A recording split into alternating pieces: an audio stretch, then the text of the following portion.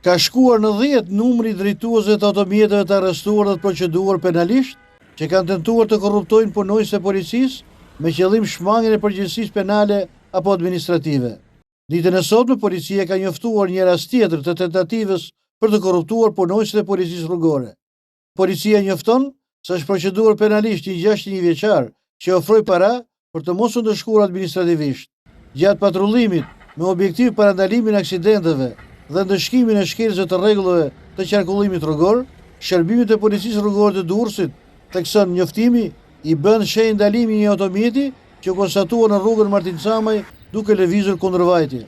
Gjatë veprimeve të punonjësve të policisë, drejtuesi i automjetit ju ka ofruar atyre 15.000 lekë me qëllim shmangjen e masës administrative për shkeljen e kryer.